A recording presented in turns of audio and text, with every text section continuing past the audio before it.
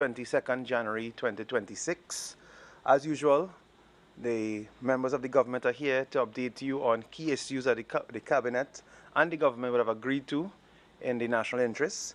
This evening we are joined by the Minister of Public Admin and Artificial Intelligence, Honorable Dominic Smith. We are joined by the Minister of Homeland Security, Honorable Roger Alexander, and in the course of the press conference, we will be joined by the Minister of Energy and Energy Industries, Dr. Rudal Munilal. So as we begin this evening's press conference, I'd like to invite Minister Smith to speak to you this evening on some deliberations that have occurred at the Cabinet and some achievements or actually some projects under his ministry. So, Minister Smith.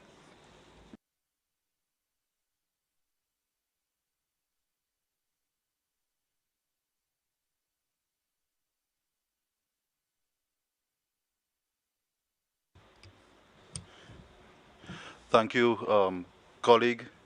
I want to say a pleasant good afternoon to members of the media, especially invited guests, and of course, the good citizens of the Republic of Trinidad and Tobago. Today marks quite an historic day in nation building and progress for Trinidad and Tobago. Many of you would have seen some developments over the last couple of days of what can be described as a landmark achievement by the government of the Republic of Trinidad and Tobago through the leadership of the government and of course the Honorable Prime Minister Kamala Persad Bissessa SC. Trinidad and Tobago, and in particular the Ministry of Public Admin and Artificial Intelligence, proudly would like to announce a partnership with the global company OpenAI, the global leader in artificial intelligence research and of course deployment. This strategic collaboration marks a pivotal milestone in the government of the Republic of Trinidad and Tobago's official policy framework, the positioning of Trinidad and Tobago as a regional partner in the integration of advanced artificial intelligence technologies into, importantly, the fabric of national development. This ministry was formed for this purpose, to advance the public sector, to advance the modernization of the public sector, and of course, to integrate as much as possible advanced technologies to promote and move Trinidad and Tobago into the future of technology. Through this partnership with OpenAI, we will join amongst the few countries in this initiative. OpenAI is globally recognized for its mission to ensure the advanced intelligence benefits to all of humanity, most notably through its creation of ChatGPT, which is familiar to most of us, a tool that has redefined productivity, which is very important, and problem solving worldwide. The Education for Countries initiative is designed to help nations build future-ready education systems by embedding artificial intelligence tools into schools, universities, and of course to personalize learning, reduce administrative burdens for educators, and equip, importantly from the public admin side, our workforce, with the essential skills required for a world increasingly shaped by artificial intelligence. Trinidad and Tobago, notably, is among a few selected to join this initiative. In fact, we are one of 6 countries globally in the entire world to join this program. Amongst those countries include, of course, ourselves, Estonia, Greece, Jordan, Kazakhstan, Slovakia, and the United Arab Emirates. Under the leadership of the Prime Minister, the government has prioritized, as you know, a people-centered digital approach and a people-centered digital shift.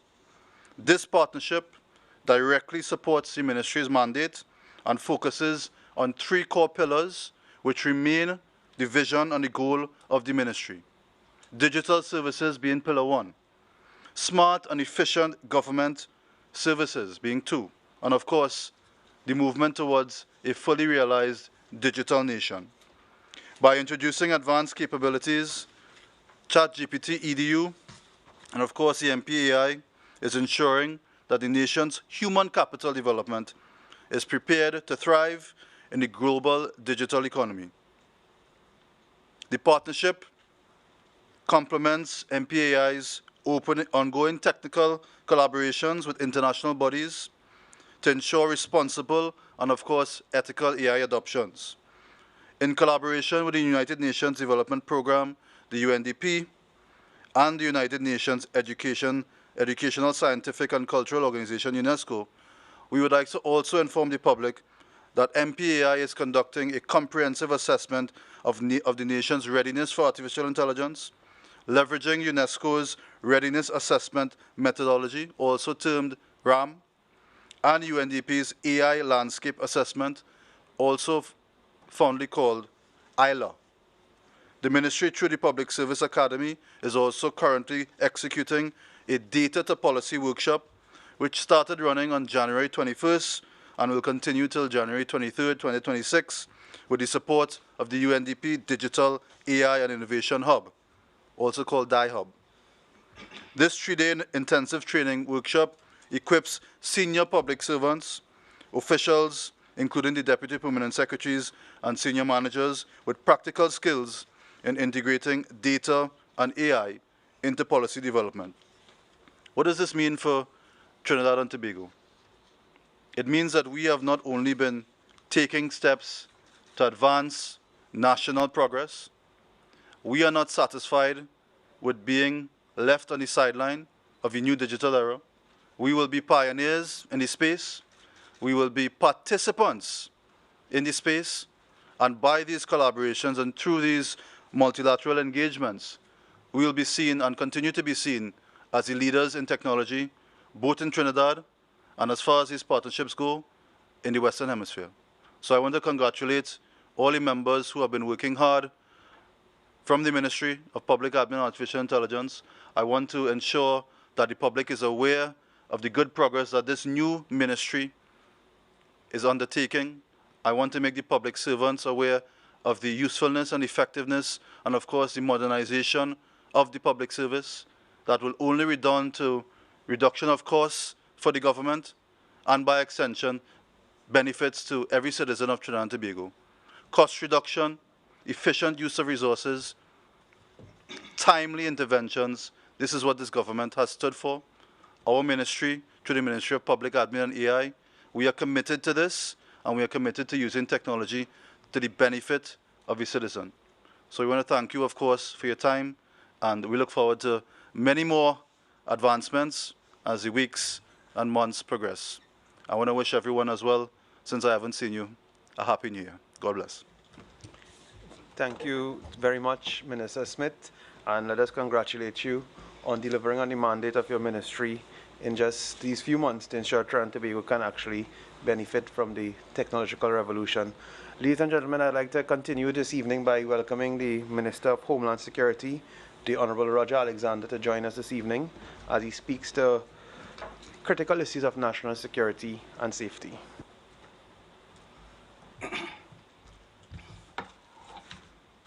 Good afternoon, members of the media,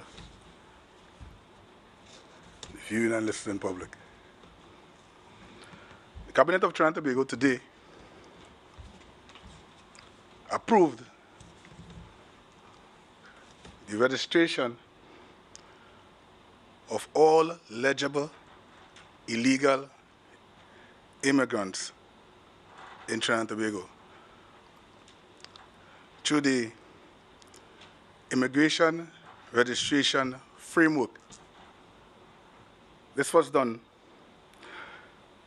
sometime in 2019 by the previous administration.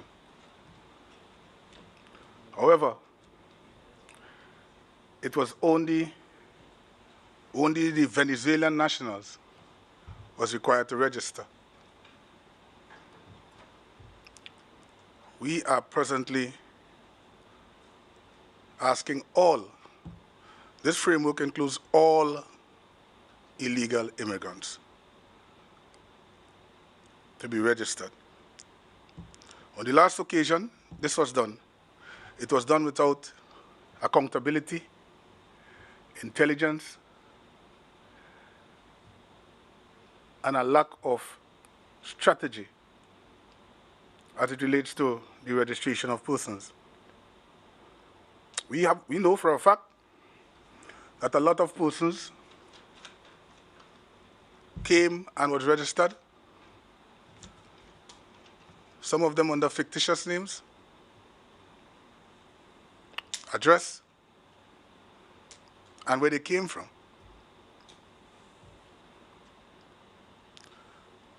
This government intends to do things differently. It will incorporate a level of intelligence, accountability, and most of all, we will understand from every angle who we are dealing with because of the strategies we intend to put in place. Some persons would ask, what is the difference between 2019 and now with respect to this registration framework? It's not just, as I mentioned before, not just for the Venezuelan nationals, but for all immigrants,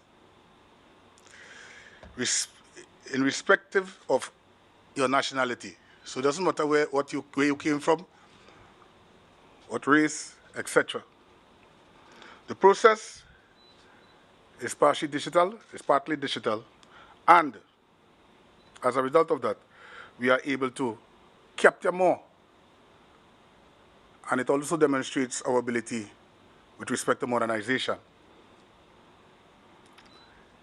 We also intend to have a revenue generated from this registration. It requires a fee of $700 per person. That does not include children. On the last occasion, $5 million was spent by the last government with respect to the registration. On this occasion, we are looking at $1 million. The reason being, we are using all of government facilities to accommodate this project.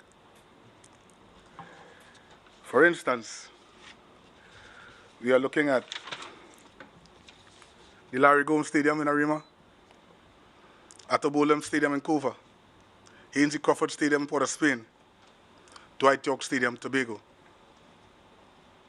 So we have a very large area because we are unsure exactly how much migrants will come and register. It's basically a threefold process. The first process being that you are given the opportunity to register online. You'll register at migrantregistration.gov.tt. If you want me to repeat that, I will say it again. migrantregistration.gov.tt. That's the website you're looking at. After that, you will be called to an in-person registration interview. And then eventually you will receive your migration registration framework card. This project is a project under the Ministry of Homeland Security and the Ministry of Defense. Again, we look forward to everyone coming and register. But it is there to note that after the registration, if anybody is caught and you were not registered, it gives us an opportunity for instant deportation. Again, the process should start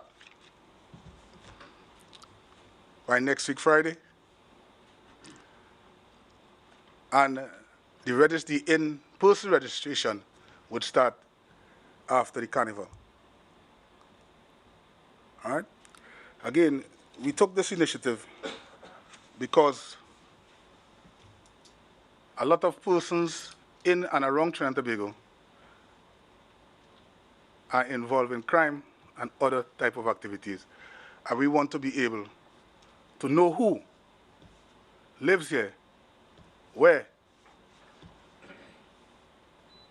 so we'll know how to maneuver during investigations and otherwise. And it's also give the migrants an opportunity to work in Trinidad and Tobago. Thank you. Thank you very much, Minister Alexander. As we continue with this evening's press conference, I'd like to invite the Minister of Energy, Honorable Dr. Rudal Munilal, to update us on some very critical matters within the energy sector. Dr. Munilal has made some great strides in recent weeks in production and also bringing new investment in the energy sector. Let us welcome Dr. Munilal, the Minister of Energy, this evening. Thank you. Thank you very much, my colleague, the Honorable Nicholas Morris.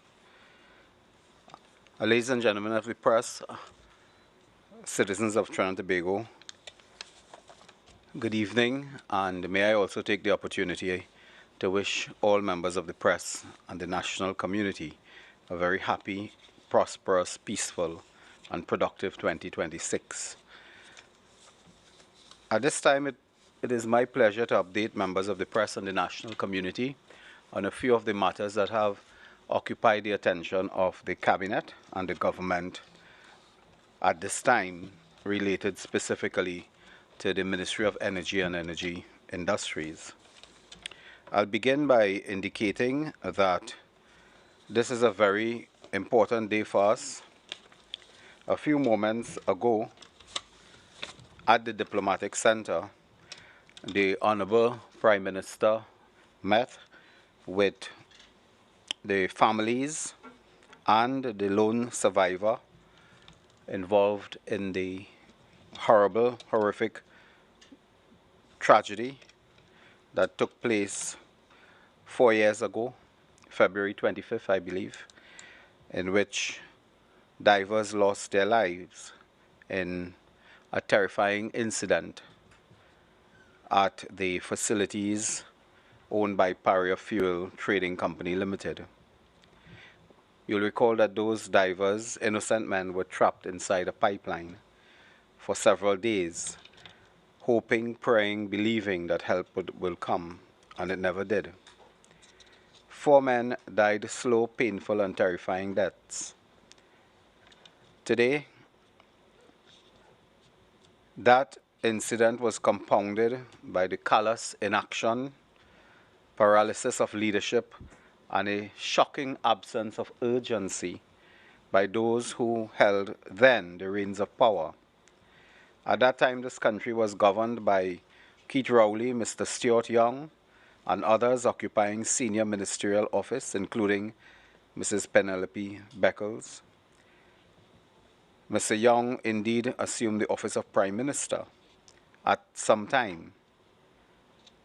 When decisive leadership was required, the nation instead witnessed decay and denial. In the aftermath of those events, public outrage was met not by compassion for the victims, but with a frantic effort to manage optics. A commission of inquiry was eventually established only after sustained national and international pressure forced the government's hand.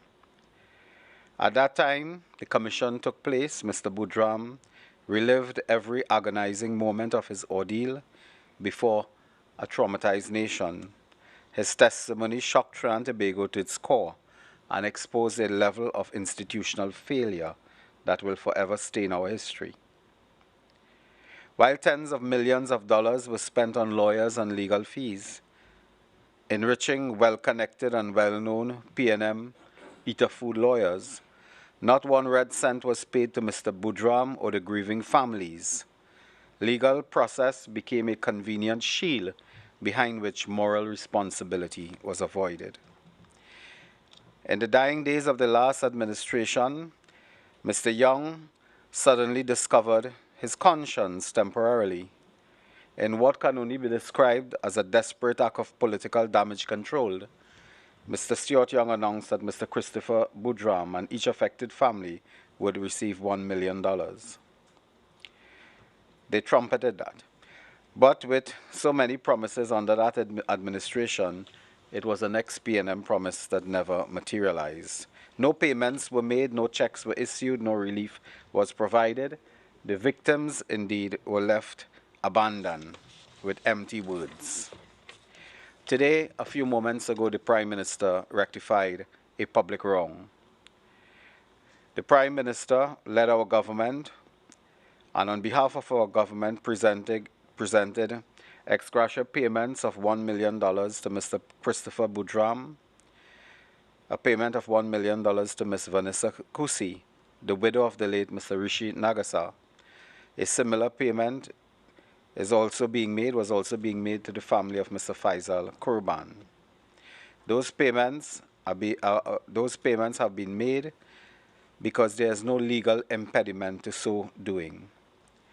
Ladies and gentlemen, this matter today was a very solemn matter in which members of the government were extremely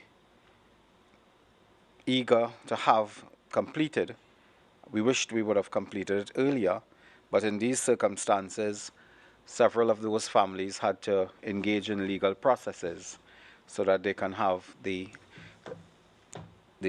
legal validity to accept the compensation, to accept this ex gratia payment. Today, the Prime Minister made this a promise that was realized. For us, it is not just one promise made and one promise kept again, but it is contributing to the families.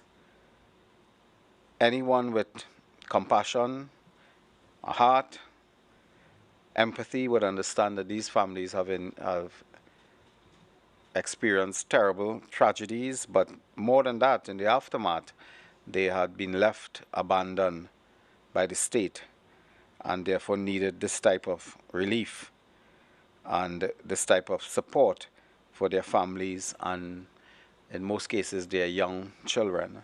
That was done today, and we will continue to give support today to all families as we continue. It is a process that is in motion, as we have, of course, 2 other families to meet and treat with. The second matter I wish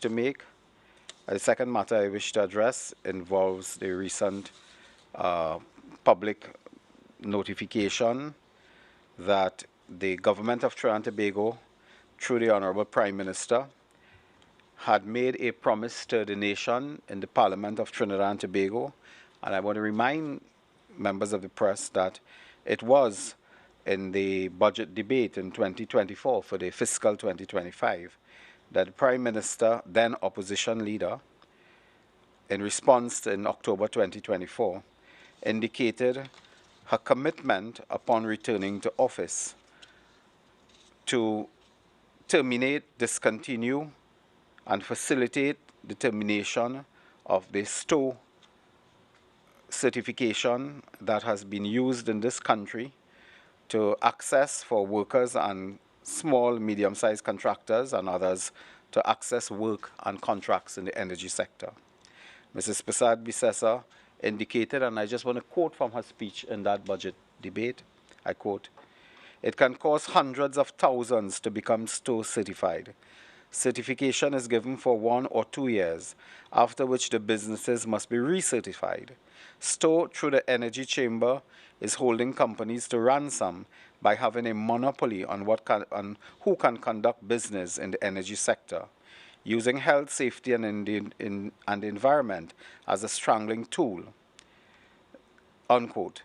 The then opposition leader, current Prime Minister, indicated that we will indeed revert to those codes that obtained prior to the introduction of STO.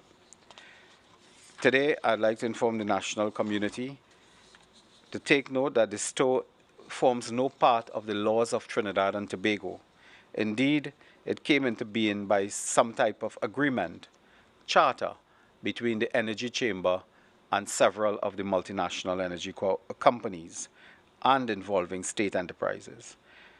I can report today that after widespread consultation with the energy companies, a decision has been arrived at to terminate, to discontinue the stow requirement and revert to the ISO codes and other relevant codes that obtained before as per the entity in the energy sector. They will revert to that. I can also indicate that all state enterprises involved in the energy sector have also taken decisions, respectively, to do away, terminate, and or discontinue the stow process for entry into the sector, which we believe to have been unfair and to have enriched certain individuals and entities at the expense of keeping out small and medium-sized enterprises and new businesses from the sector. The third matter which I would just relate to is a matter that gives us some measure of pleasure to report.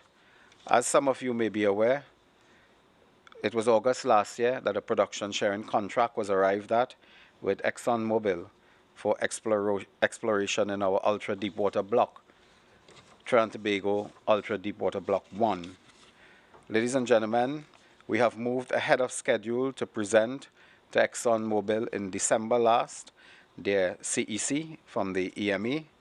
That came 4 weeks ahead of schedule. Today, you may be aware that the vessel Amazon Warrior, the vessel that will undertake the seismic scientific exploration and collect the seismic data over the ultra-deepwater block, is in Trinidad and Tobago waters and will depart on Sunday from Chaguaramas to begin its work. They expect to be on the East Coast Marine area to conduct 3D seismic survey across the deepwater block that has been contracted with Exxon. These operations are expected to last between 4 to 5 months, and they have, of course, contracted the relevant international expert companies and vessel. It is important to note that this has happened again way ahead of schedule. We were looking at the first quarter. This is, of course, the first month of the year, so we are way ahead of schedule with the conduct of 3D seismic surveys in those areas. We are very optimistic that this will yield significant, if not incredible, results for Trinidad and Tobago. Those are the few issues I wish to raise at this time, and of course, we are free to entertain questions. Thank you very much. Thank you very much, Dr. Munilal. We'd now like to open the floor to questions to the Minister of Energy as well as the Minister of Homeland Security. Unfortunately, the Minister of Public Administration and AI had to leave us for another pressing meeting, but the two ministers are available for your questions. So we begin.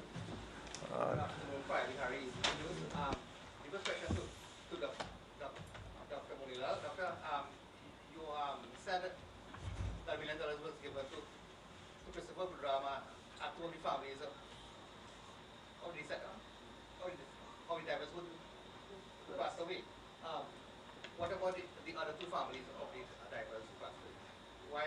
Why wouldn't they give us? The other two families are currently engaged in the legal process to arrive at a legal personal representative. And as soon as that process is completed, as it was with the other families, we will meet and treat with them in a similar fashion. So we expect that to be done in short order. Are you in contact with them? Yes, we are in contact with the lawyers representing the various families, and at today's very short function, several of the attorneys were also present. You spoke about the stow matter. That leads us to the question about the energy conference that taking place in Trinidad next week. I think Is the government boycotting it? And what are the reasons for that? The government will not participate in the energy conference in Port of Spain. Um, you know, there are entities, I believe, I've seen who will participate, but the government and the state enterprise sector will not participate because we have had fundamental problems and issues with the structure, with the participation, with the organization, certainly with the store process. And it is something that we will look at in the coming days so that, to answer your question, the government will not participate. And Minister Alexander, the illegal immigrants who are here now, is there anything preventing them from not being registered? Somebody comes to register, and they wouldn't be able to get registration. I'm not sure if I understand what you say. For example, if they have a criminal record or something like that, Right. Would they still be, allowed to register? It's on you. It will depend on the person, the individual, because if you have a criminal record, here, there will be an issue. That is for sure, there will be an issue. We want persons to come to Trinidad, and if you come here with purpose, come with purpose and help us build. And you build yourself. We are not looking for persons who would add to the problems that we are seeing on the nation streets. How long would the card be valid for? 1 year. 1 year? Yeah, the expiration date will be on the 31st of December 2026. Okay, and if someone has a work permit as in Trinidad, does he still have to register in that case, for example? All persons should come and register. Right? We want to be able to account, not like the last time, when it was done in 2019. We want to have a genuine, underline those words, a genuine registration for our illegal immigrants. Hi, Minister Shirlan Ramsubag, Trinidad Express. So you would have mentioned generating revenue with the $700 fee. For those registered, is there any requirement, because they'll be now able to work, right? Is there anything like, would they be required to now pay like taxes or contribute any other way to the economy of the country? All indications, all we need for them to do is to come and register and be a good immigrant or visitor to Trinidad and Tobago. That's all we need. Okay. At this time. And what are the requirements that they would need to register? Name, address, any form of ID, identification. Yeah, that's important. We need some form of identification. Not like the last time. We need some form of identification, your name and address. And if, at this time, where you're working. All right, so you said that children won't have to pay the fee, right? Is it that they will now be able to, be accepted into schools? Well, there are a lot of children already accepted into schools in Trinidad and Tobago as illegal immigrants. That's a thing going on here for a while. So are you saying that registered, that once their parents are registered and they are registered, they would now be eligible to, And that is what forms that accountability phase. It's important to have them registered so we can know exactly where they are, who they are. Yeah? All right, and for some people, you hear stories about women who would have come and, they would have had their documents taken away and all of that. You hear the stories, right? I can't say, I don't know for sure, but you would have heard the stories. For such women, what is the alternative if they can't provide, or even other people? What if they can't provide ID as required? Let me just chime in somewhat. Where in Trinidad and Tobago you can go now and get a work without ID? So you're telling me people in Trinidad and Tobago will be hiring you all now without knowing who you are? Then we would have done the same thing that we did the last time. Nearly everybody, foreign nationals, have an ID. When we did a registration at the detention center, everybody has an ID. The funny thing is, in some of those countries, you are asked to walk with a form of ID at all times. Yeah. So if it's expired, you still accepting it? Yeah, once we could see some photograph of something on it, we will be able to treat it that. Okay. Good evening, Akash Samaru, Guardian Media. Minister Alexander, how did you all arrive specifically at $700 for the fee? We thought of it before, and when we look at how many processes are involved, on the last occasion we try our best, on this occasion we try our best to ease it up somewhat, but then look at it this way. We have to print paper, we have to give you a card. None of these things are free. So we had to offset some of the costs that we have incorporated. You used the term revenue generating earlier, so not to make money, but to cover the cost. To cover the cost, yeah. Okay, I went on the website, migrantregistration.gov.tt, while you were talking, and it's up. It's and up. I saw that the prerequisites would be birth records, passport details, national ID, country of origin, Yeah. parents' information, spouse information if applicable, education information, employment history, vaccination records, Right. and travel details into how you got into TNT. So you see how much information we get? Right, and if someone maybe doesn't have two of what I just listed out Right. there, would that immediately disqualify them? No, we will still try to verify the information. You see, we don't want people to be afraid to come, because they came through the side entrance or what we deem the back door. So we don't want persons to run away. We want persons to come and be registered. Dr. Munilal, if I may. Yes, sir. So the Prime Minister this week said the Energy Chamber is weaponizing the Safe to Work certification or stove certification. She even went as far as saying that the Energy Chamber is self-serving, greedy, and have not acted in the best interest of citizens and the country. Is that something you agree with as well? Well, first let me say that those statements were not just made recently by the Prime Minister. That was her position for several years now.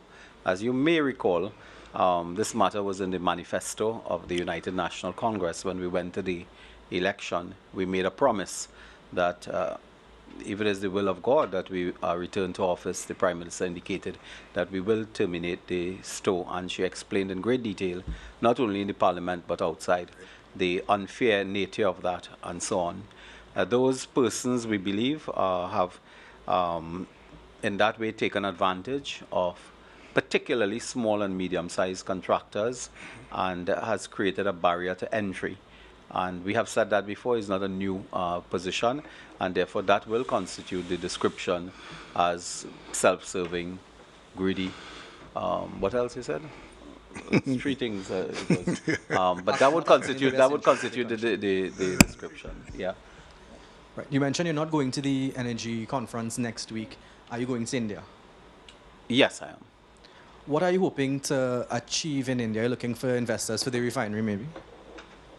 Well, there are several issues. As you will recall, of course, that upon coming into office, the Prime Minister of India, Mr. Narendra Modi, within days of us entering office, paid a visit to Trinidad and Tobago in a highly publicized program. And we have always enjoyed a particular strong political, cultural, historical ties with that country. But outside of that, we have also had discussions with the Indian energy sector. Some of you may not know, but several companies from India have been working here before, and India Oil in particular had been operating and doing some work, consultancy and otherwise, in the former Petrotrin. In India, we have been invited. We are honored to be invited to participate at the India Energy Week in Goa from the next week, the 27th to the 30th, I believe. We have several meetings with companies in India and companies outside of India have been set for us to discuss matters involving, as you say, the refinery. We have received a report from the Refinery Restart Committee. We shared that with you. And a key issue there is, of course, the investment, the capital investment in the refinery. And we believe that we can speak to not just the Indian companies, but other companies participating. It's a massive event, as you would know, over 6,500 participants, 700 7,000, I believe, exhibitions and so on, and a cast of professional people there, and several of the leading companies of the world would be there. We will meet and treat with companies that do not operate in Trinidad. So that's a unique opportunity to discuss investments in the refinery, and of course in the upstream sector, where we desperately need significantly more investments, and some of the investments related to heritage. Heritage, as you know, has suffered over the years with infrastructure that has been dilapidated, infrastructure that has collapsed on itself and is in a state of disrepair. And we'll need to look at partnerships with energy companies to work with heritage to rehabilitate somewhat its infrastructure, and also to look at further opportunities for exploration near shore and offshore. And just finally, before I pass it on, with Stowe now being removed, what will be the requirements for safety standards, to gauge safety standards to enter the energy industry now? Well, it will revert to what obtained before, where various companies will have their own codes, particularly the ISO and so on, and other codes that are related. But a point was made in our meetings with energy companies over the last few months that several of the leading energy companies and service providers in this sector, they actually have codes and standards, sometimes above our local and national standards. And they will continue to police those standards and apply standards and codes to all the service contractors that come into their company and their sector.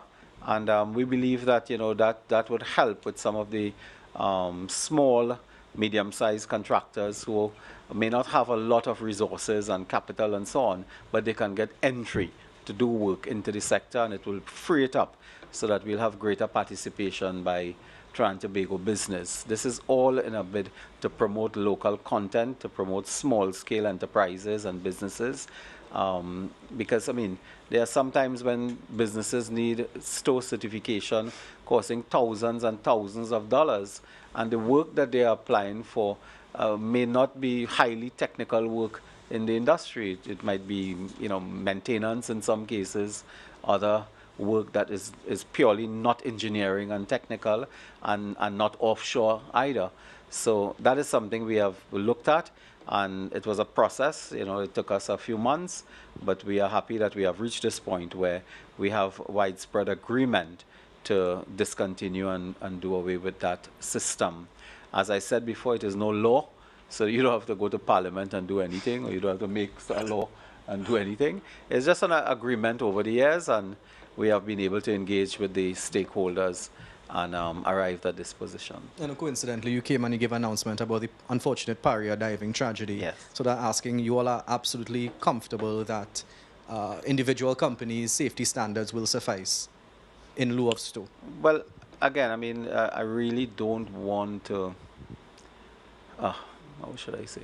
I don't want to politicize that matter, but having said that, I mean, the tragedy occurred in February 2022, I believe.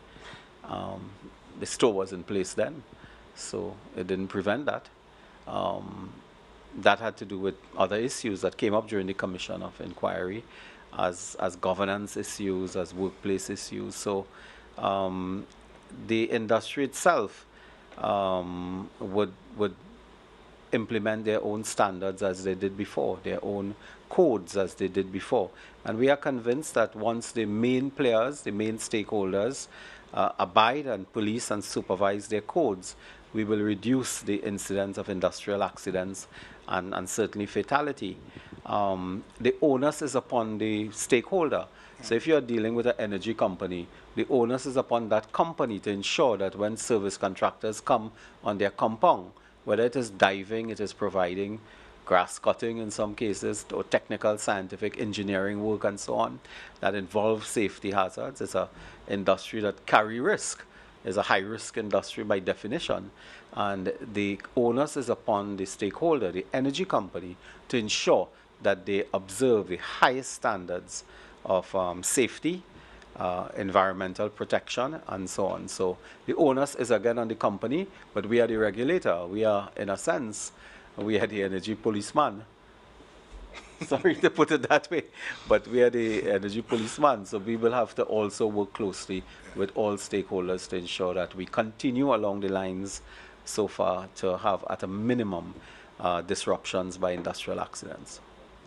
Gents Levin, Guardian Media. Dr. Monilal, given that you all are the energy policeman, do you think that the government ought to, at least by now, step in and have some sort of a framework, legal framework for all these energy companies to work as it pertains to security, work within the Trinidad and Tobago, rather than leaving it up to the security? individual? What do you mean by security? Rather than leaving these, I would say, protocol up to the individual companies, have a standard set by the government, safety standard set by the government. Well, as you know, we have law, the Occupational Health and Safety Act, that carries a very comprehensive and in some cases detailed outline for work processes and production workers and so on. And I'm happy to remind people that it was the UNC government that worked while in government and opposition to ensure that we pass health and safety legislation. So we do have comprehensive health and safety legislation in place with an amendment, I believe, in 2006. The onus, as again, is on government to ensure that the act is enforced. And that is what we are about, enforcing the existing law. If that is enforced, we have a national framework for health and safety. We already have one. Sometimes it is argued that the multinationals actually have, much more detailed and comprehensive systems. So I think it's a balance between the international players and the national legislation, and we will do well, and we will have ease of entry into the sector. You're reading a question somebody sent you? No, sorry. that we saw. I don't want to disturb you. We saw something on TTT posting about the US, the fee, Mr. Alexander being. The what? The registration fee being $700 US. $700 US. Want to clarify, it's TT, right? No, it's TT. It's TT. 700 TT. And as I have you there, and thank you, Minister, for returning, you mentioned that the $700 would be administrative costs and not necessarily a revenue generating exercise. Yeah. Prior to you speaking, the minister before you was talking of technology and using technology and these things. Why not have the entire process online to save the migrants, particularly the Venezuelan migrants, given that when they came here, they came under humanitarian crisis? I like your answer. But when you're dealing with people, it's one thing to have you online. It's another thing to have you in person. What we would have learned from others who would have failed with the system, as I said before, the system there was no accountability. We want to have that level of accountability. Can you go to another man's land and do not document yourself? You see, so when you speak to that, it makes me feel that you can't just walk in on somebody's land and that's it, and do something on a piece of paper. While technology is great, there are other forms of technology we need to get involved in, especially when we're dealing with persons who we are not sure of. Walk me through the registration process. You go online, you fill out the form and everything. The period between online and in-person interview, do you have an estimated time? It should take about a month. And within that month, you will obviously be liaising with Interpol. Well, we live with several agencies to capture a true picture or identity of the persons who we are connecting with. And do you have a general estimation of how many people you expect to register? Well, because we did not invite one group of people, and we expect everybody to come, we are unsure, but we will extend the process to accommodate everybody. And there's no data within the ministry of an estimation of how many people are in the country illegally? Of course, we have something. I don't want to expand it too much to members of the public, but we have something. And what we are working with, as I said before, the last regime just had one kind of persons or persons available, which was the Venezuelan. But we have gone further.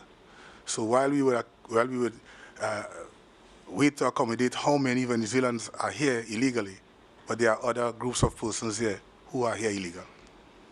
And in response to my colleague, you mentioned $700 to cover the cost of printing and these things.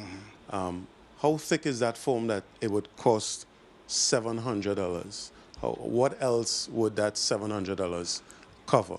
Because I'm thinking again, many of these illegal immigrants. Yes, sometimes I wonder, but let us not wonder today, right? So I will try to answer you without wondering. Here what's happening. We have persons who's working. We have things like meals and different things. Come on, man, my friend, you should know that. $700? How much on newspaper? $5 only. Oh, okay. Minister Smith, you mentioned AI and the increasing use of technology. One of the things with regards to modernization is the human resource often suffer in terms of job loss. What protection, if any, have you been discussing with regards to increasing AI and maintaining job security? Thank you for the question. I think it's a reoccurring question, quite frankly, and it's something that obviously the public wants clarity on. But I think the position of the ministry and the government has always been technology should not replace persons. We need to augment the technology and obviously, have the human capital developed. And that has been the approach of the Ministry of Public Admin and Artificial Intelligence. In the presser, I would have detailed a number of human development initiatives, not only conducted by the government and through the ministry, but also through best practice partners. We've partnered with the UNDP, we've partnered with UNESCO, we've partnered with agencies that are aware and know the technology and also are the leaders in terms of the integration and implementation across the globe. So yes, there's always an area of concern, but we as Trinbagonians, we need to embrace change because this change is happening globally. We're not unique in terms of AI and how it will impact jobs. What we're trying to do as a government is to prepare our workers to be a part of that transformation. When they develop their skills, we retool, we upskill. This is how we develop our public servants. This is how we develop our citizenry, not only to be partakers in the local economy, but I dare say international economy as well. My final question, a two-part question, one for you and one for Minister Alexander. For you, could you give us an update on the work-from-home policy that would have started under the last administration? And for Minister Alexander, is there a U.S. presence in terms of U.S. Marines still in the country or any form of U.S. presence outside of the diplomatic channels? We're gonna go with first. I guess I will start. The work from home policy certainly is something that we've looked at. We haven't actively engaged in the process to date, but it's something that we have been looking at with various partners. We obviously need to also include several ministers in that mix. I've already started collaborating with the Minister of Labour. So the government is active in terms of its analysis of it. Once there's further feedback on that, we'll be happy to share with the public and, of course, the good media.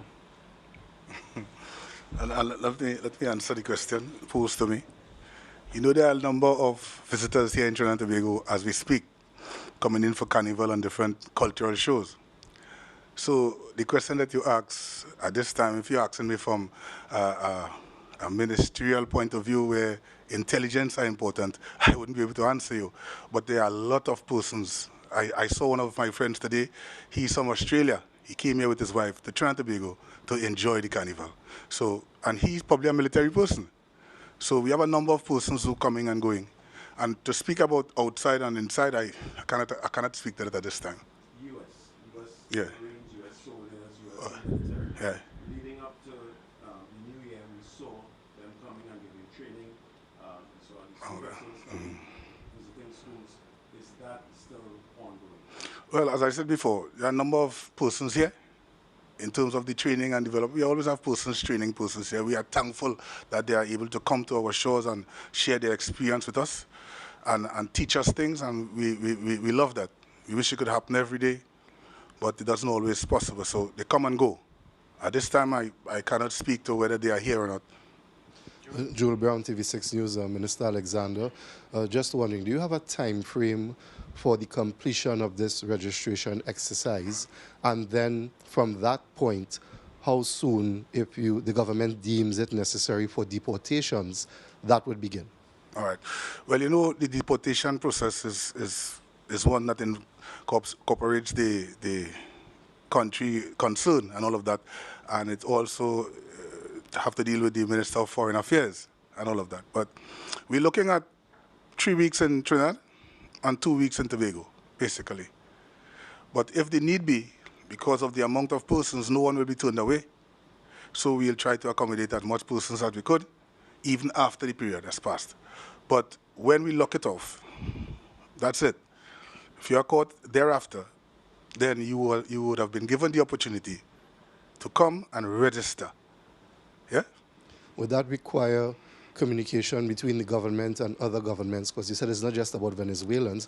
We have persons not just from within the region, but far parts of the world who have come here as well that may fall into this category. Of course. And let me tell you how strange it is. There's a particular country not too far from us, one of our friends, that they're already willing to bring persons.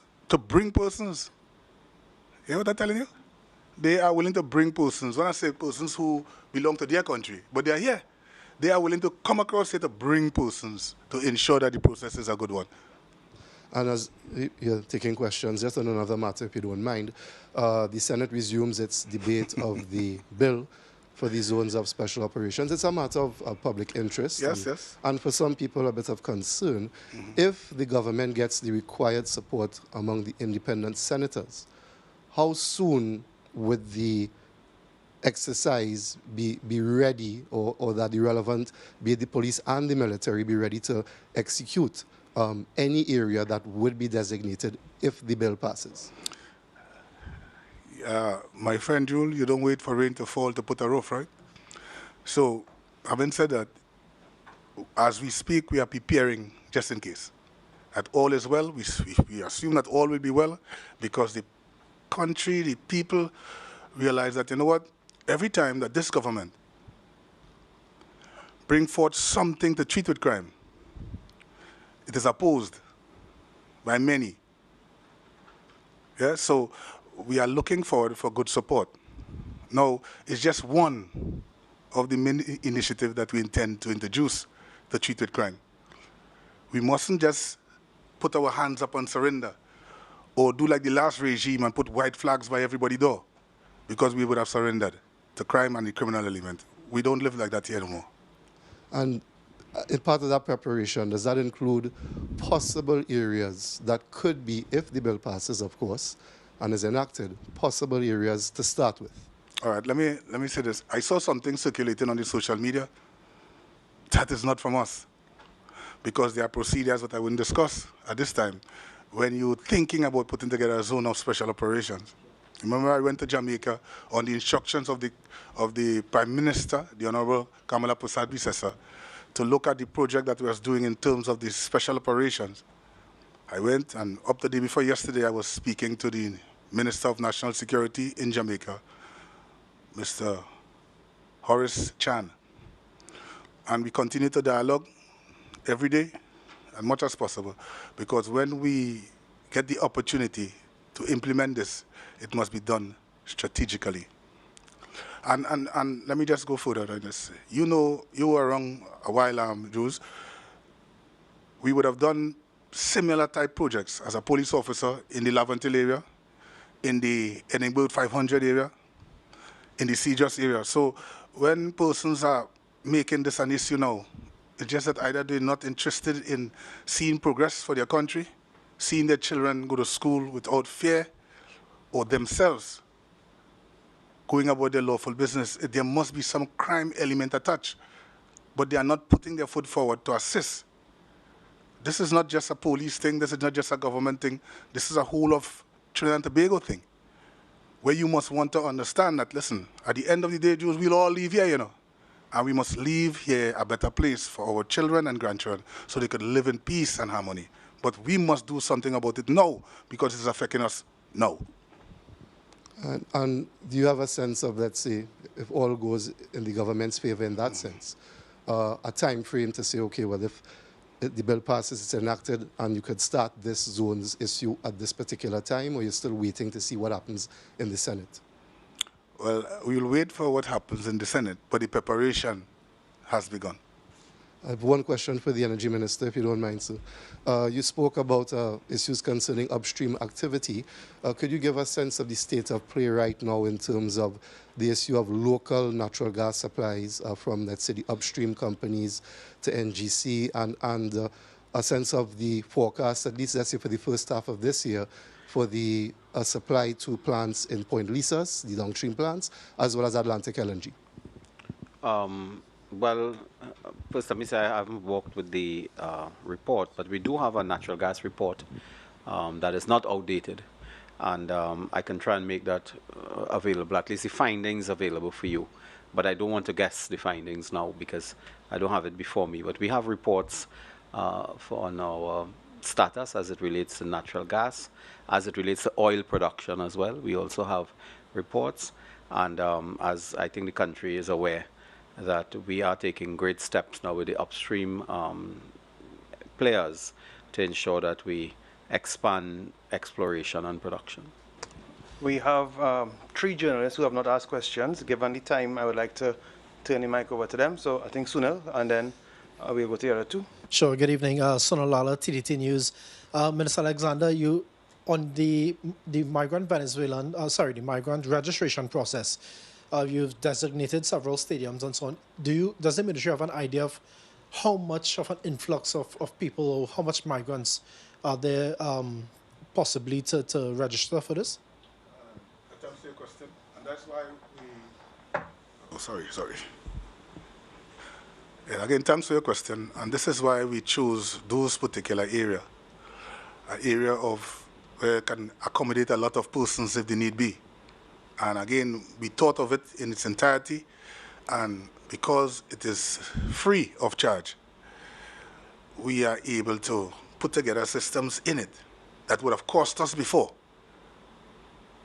So those areas, football fields and all of that, they can accommodate a lot of persons. So we anticipate whoever comes, we'll be able to treat with them. Just for clarification, children under the age of 12? Yeah, well, again, the parents come and register the children. Once the children are of age where they cannot register for themselves, they should come. They need to accompany their parents, especially young persons. What age is that? Yeah, awesome. What's the cutoff age? Well, we look at to work with your parents, you must be over 18. You know that? And just finally for me, Mr. Morris, I'm not sure if you'll be able to answer, but I've gotten some off-the-record confirmation from media colleagues. They've gotten off-the-record confirmation that there's moves to demonetize the 5-cent coin. It's been circulating on social media. I know the Minister of Finance is not here, the Minister in the Ministry of Finance is not here, but any confirmation or... That would be a question that you have to pose to the Minister of Finance, as you rightfully said. So I will not be able to answer on that. And he is not here. Again, that's a question you pose to the Minister of Finance, and he, through the channels, and he will get back to you on that. So we go. A couple of questions. Ciudad Prasad, Talk City 91.1 FM, Minister of Energy. The gas price was predicated at $4.25 per MMBTU. In December, it dipped to 3.76 US dollars, and currently, over the last 2 or 3 days, it has gone up to 5.045 above the price predicated. Would you care to comment on that trend? Well, we monitor the price of gas and the price of oil every morning. We smile, as the Prime Minister said, the skies are blue and the sun is out. So we welcome the news today over the last couple of days, as you indicated, that will have some economic consequences for us. But again, as I said to another reporter, prices are volatile, they are uncertain, and you could be very happy today and tomorrow the situation would change. It depends so much on the market conditions and external factors to production, as well as global geopolitical issues and so on. So at this stage, we are just, crossing our fingers, and we hope that it will remain at that level for a considerable amount of time. But we know the history of pricing. Yeah, cyclical, if you may. In terms of STO, does any SEO, any institution, government institution, offer any type of certification courses that would fulfill the requirements, ISO or other international standard for working in the energy sector? I can tell you that in the last administration of Mrs. Kamala Prasad-Bissessar, in the period 2010-2015, at that time and in that first administration of Mrs. Prasad-Bissessar, we had worked very hard. I think, the late Minister Fazal Karim, I believe, had worked very hard with the NTA and the NESC to ensure that they had a certain level of certification for entry to the energy sector. And it's something that we may want to look at now to revive. But after a period of 10 years, I'm so instructed that a lot of those programs have just been able to disappear from the scene, and there was no further investment in those institutions to continue or intensify programs for entry-level contractors. But it's something certainly we could look at. The Jerome Lynch Commission of Inquiry into the death of the divers recommended corporate manslaughter charges be laid. I believe that might be engaging the attention of the court. Could you provide a status? Well, as you say, if matters are before the court, I prefer not to comment too much, but to let you know that I know for a fact of the OSHA matters, and we will not, discuss that in the public domain because it's a matter where I believe they are still dealing with pleadings and so on. The company involved in that, the specific service provider, and the lawyers of the deceased, and in one case the survivor, they are engaged in some discussions with the pariah trading involving the matters of insurance and so on, and those discussions are ongoing. And again, because they are ongoing and engaging the attorneys, I prefer not to comment too much on that. Well, that would be separate to the criminal. It would be separate, yes. But as you also aware, see that we do not have that, the framework for corporate manslaughter, the criminalization, and it is something that again we spoke about many years ago, and it's something we may look at. So at this stage, we are keeping our eyes on the matters regarding the offenses under the OSHA, and of course for further assistance in this horrible situation for the families arising from continuing dialogue and engagement with the main players. In another court-related matter involving companies in the energy sector, Justice Devendra Rupnarayan in the High Court would have ruled against the purchase of shares by Proman. That would be the Clico and CLF shares. The appeal court, the matter was appealed. The appeal court further to upholding the ruling of Justice Rampasad, basically ruling that the transaction should be reversed. Also said it was a fraudulent transaction. Proman would have indicated its intention to appeal to the Privy Council, which it never did. All records show that no appeal was made. No application was made for any appeal. We have had the Attorney General, just repeat that last part, please. There's no indication that the matter was actually appealed to the Privy Council. Sure. Nothing on record. I have checked as well. Sure. And that might be statute barred now from the appeal court. So it means that the appeal court ruling should stand and be executed. We have had a settlement, though, announced, if not formally, it has been reported in the media with a settlement with Proman, actual sale settlement, where the shares would remain with Proman, whereas the court would have ordered that the shares be returned to CLICO and CL, and the dividends, dividend payment as well to be returned to CLICO and CL, and the money that was paid to CLICO and CL be returned to Proman in terms of that reversal. Now, the dividend from calculations appear to be far greater than the purported or reported sale value of the asset. Would you care to comment? No. The answer is, would I care to comment?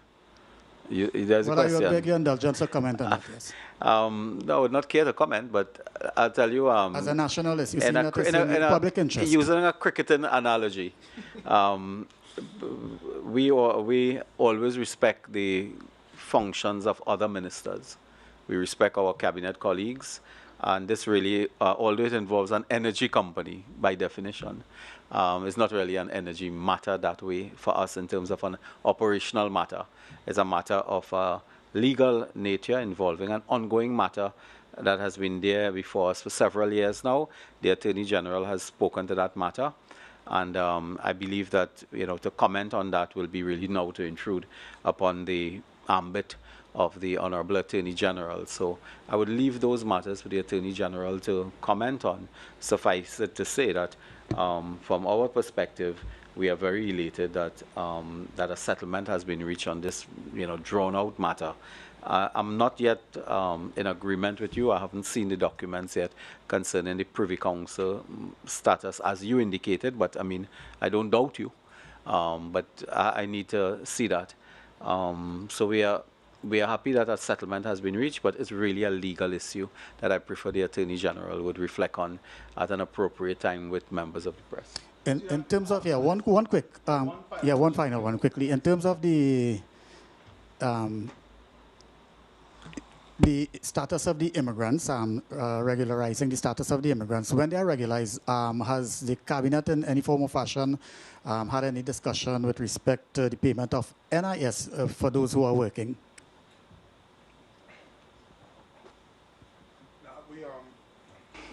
Thank you for the question. That part of we haven't really discussed that part of it just yet, because we wanted to see first. We're taking it step by step to see who comes, yeah, how many come, how many might be detained after, because if you don't come, as I said before, and you are met in the streets and you do not have your card, then you would be arrested. So we want to see all of that before we determine the other intricacies that you're talking about there. If that's okay with you. Good evening. Tobago Channel 5, a question from our newsroom for Minister Alexander. Based on your knowledge, are there any areas in Tobago that can possibly be a zone of special operation? Listen, we love Tobago, you know. We love Tobago. So nothing has been thought of just yet. And we will depend on the persons in Tobago to show us some stocks, and then that will determine whether we will have something in Tobago or not. Oh, so there's no consultation yet? Nothing has happened as well, yet? As I said, when I say no consultation, yeah, no on the zones of special operations just yet in Tobago. All right? I know Minister Zaku is not here, but just by chance, any dates on when the Blue Wave Harmony might get to Tobago or begin operations? Again, I'd like to leave that to the Minister of Transport as well as the Evening Minister of Works, who had a big part to play in that, to ask. Before I wrap up, I'll give two more questions. One alone to Guardian Media and one to Prior. So because it's 7 o'clock, so we give Akash, you and Jensen decide which one, and one to Prior. We had to go to supper, and no party and be one each. Guardian Media is two entities, Guardian Newspaper and CNC3. One Guardian Media, then go to Prior. As you were talking about this also legislation yesterday in the Senate, your cabinet colleague, Defense Minister Wayne Sturge, would have said that targeting certain constitutional rights is a small price to pay if you're getting AK-47s and Galils off the street. Now, I wanted to get your view on that, if you agree with him. And we also got a comment from the opposition leader today who said that public safety and people's rights need to go hand in hand. So she didn't agree with that at all. She didn't agree with it. Yeah, but thoughts on what Minister Sturge would have said in terms of... Well, as I said before, the word opposition means to oppose, I guess. So we expected that from that statement from the goodly lady. Anything you do, as a police officer, we kept roadblock. And when you keep a roadblock, somebody feel that they're inconvenienced in some way and feel that their rights were infringed and all of that. So Mr. Sturge is quite right in his statement. In order sometimes for you to go so deep, you need sometimes to interfere with persons in a diplomatic kind of way. And let me just draw reference to this. Most of the countries that I was looking at in terms of research that took a particular stand against crime, a very hard approach to crime. And at times it seems like they would have even lost some of their constitutional rights. They are now reaping the rewards of peace and thing in their own country. Underline the word El Salvador. All right, so last question to Prior. Thank you. I just wanted to follow up to one of the questions I asked Minister Alexander about the if you have this registration for illegal migrants, if it is someone is a legal migrant, meaning he has a work permit like expat or something, does he still have to register in this process? No, that's why we said illegal. So it's illegal. That's why we use the word illegal. Okay, I'm just making that clear. Yeah, so I wanted to make that clear too. Illegal. All right? Well, thank you. Thank you very much, members of the media. Thank you for joining us, especially our friends from Tobago. It's a pleasure to have you all. Again, it's been a great press conference. The Minister of Energy telling you how he's revitalizing the energy sector. Minister Smith on strengthening our place in the digital world. And Minister Alexander on keeping the safety and security of our country going. So thank you very much, members of the media. God bless you all.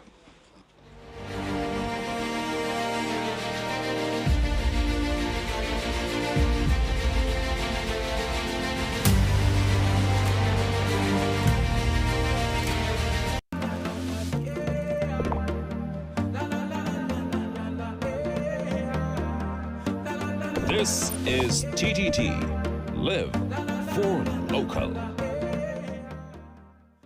Carnival is more than a season. It's who we are. It's rhythm, color, history, and pure vibes from start to finish. And this Carnival, TTT, in partnership with the National Carnival Commission, is bringing you all the major moments live and full of energy. We kick things off with the youths of Steel at Junior Panorama. Then it's Pan Power all the way at Panorama, where the music hits hard and the passion runs dry. Celebrate the future of Calypso at the Junior Calypso Monarch and witness the lyrical mastery at Calypso Fiesta. Then step back into history with the reenactment of the Cambile riots. Don't miss the creativity and